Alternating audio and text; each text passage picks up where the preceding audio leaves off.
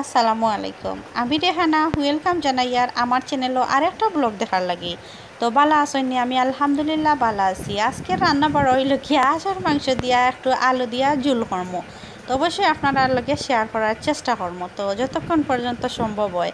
তো ইনো তো আলু ক্লিন করে নেওয়া শেষ, আর এখানে তো হইল গিয়া হাঁসের মাংস ক্লিন করে নেওয়া শেষে হইল গিয়া আমি একটু রান্না বুয়াই দিছি, যেমন বয়সটা পরে দিয়ার তো যার কারণে ঠিকঠাক মতো এড করা মানে ফারিয়ান না আর কি, সরি।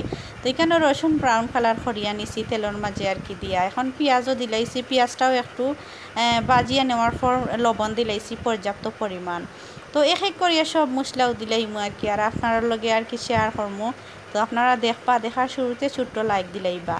তো এখানেও দিলাম হলুদ গুঁড়া, আর দিমু ধনিয়া গুঁড়া, দিমু পর্যাপ্ত পরিমাণ জিরা পাউডার, এমনকি পর্যাপ্ত পরিমাণ মরিচ। আপনারা যে যেই রকম জাল পছন্দ করেন ওরকমও দিতে পারবা।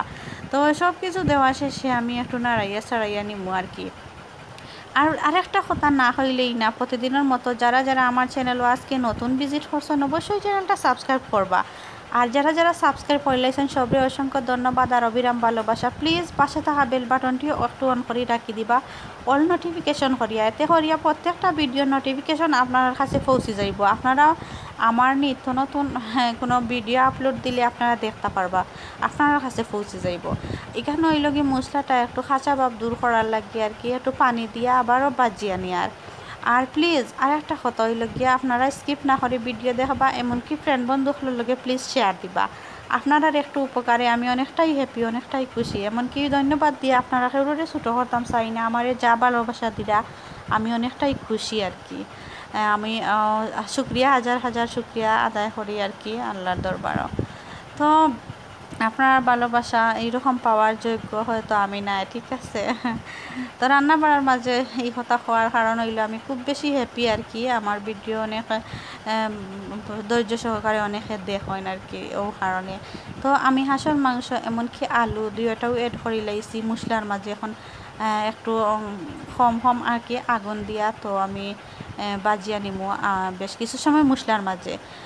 লাহারির চুলার রান্না বাড়া যেহেতু আপনারা তো অবশ্যই বুঝরা, তো যার কারণে সুন্দর অনেক বেশি সুন্দর কিছু দেখাইতাম পারিয়ান না, ঠিক আছে না, যে এরকম আর কি ন্যাচারাল আমি ভিডিওগুলোও আর কি দেই আপনারা কোনো আমার ভিডিওতে সত্য যা তাও তুলিয়া ধরি আর কি। তো হাঁসের মাংস দিয়া ওইল গিয়া আলু আর কি পাতলা ঝোল ভালো লাগে, একটু আর কি মিডিয়াম ঝোল দেওয়া হইব।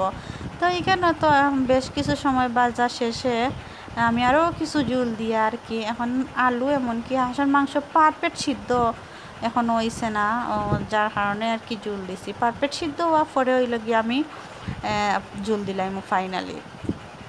তো আপনারা অবশ্যই দেখবা ফাইনালি ঝোল দেওয়া শেষ, এখন একটু ফুটিয়া ওঠার পর আর কি আমার রান্না বাড়ার কাজ শেষ। আর ভিডিও লম্বা করার প্রয়োজন নাই, রান্না বাড়া শেষে খাওয়া দাওয়া এখন আবালা থাকবা, আপনারা সব সুস্থ থাকবা, আমার সঙ্গে থাকবা, আমার ভিডিও দেখবা। ওকে, আল্লাহ হাফিজ, টাটা, বাই বাই।